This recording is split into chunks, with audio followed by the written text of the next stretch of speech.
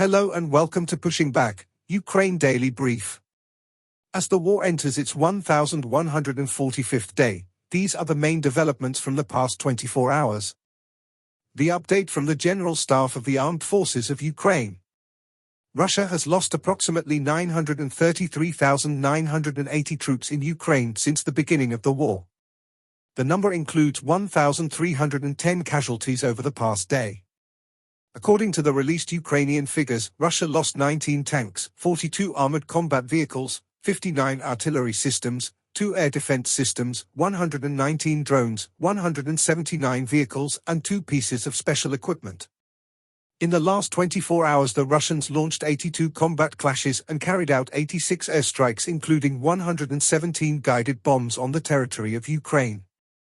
They also used 1,114 kamikaze drones and carried out around 5,000 attacks on the positions of Ukrainian troops and settlements using various types of weapons.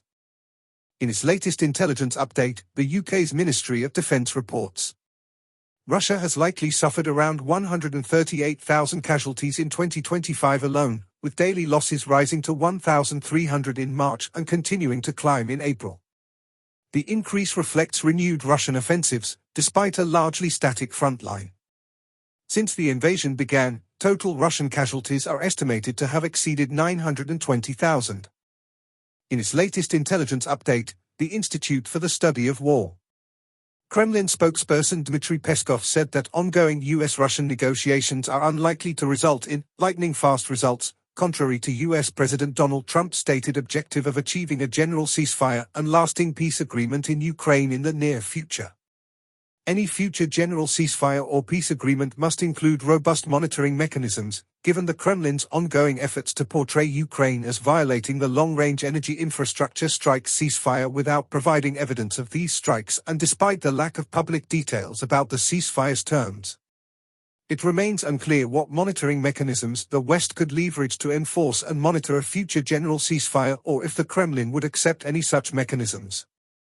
Russian officials continue to weaponize the vague terms of the current ceasefire on long-range strikes against energy infrastructure and ongoing ceasefire negotiations in an effort to falsely portray Ukraine, and not Russia, as unwilling to engage in constructive dialogue. Russian forces conducted a devastating ballistic missile strike against Sumy city on April 13, causing more than 100 casualties. Ongoing Milblogger complaints about the Russian military's conduct of the war in Ukraine reinforce ISW's assessment that Russian tactics will degrade Russia's manpower and material resources and contribute to slowing Russian advances along the front line. Ukrainian forces recently advanced near Toretsk and Russian forces recently advanced near Kharkiv city, Borova, and Chasiv Yar. Russia is using occupied Ukraine to support its domestic drone development and production industry. Russia is also integrating Ukrainian children into its wider drone operator training and drone production ecosystem. Russian occupation administrators are implementing projects to increase the birth rate in occupied Ukraine and further Russia's illegitimate claims to the territories it illegally occupies. Russia is deporting Ukrainian prisoners from prisons in occupied Ukraine to penal colonies throughout the Russian Federation. In President Zelensky's nightly address, he spoke about 3 key areas. Firstly, recovery operations continue in Sumy following a devastating Russian ballistic missile strike that killed 35 people and injured 119, including children. 11 victims remain in serious condition. Zelensky expressed deep gratitude for international support and called the attack yet another example of Russia's ongoing campaign of destruction.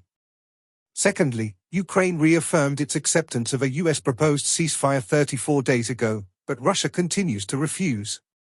Zelensky accused Moscow of deliberately prolonging the war, using propaganda to dismiss diplomacy, and showing no fear of international consequences. He urged for greater global pressure to force Russia toward peace. Lastly, Zelensky revealed plans for a new corps-level military command and a post-war international security contingent. Meetings are expected this week to advance these efforts.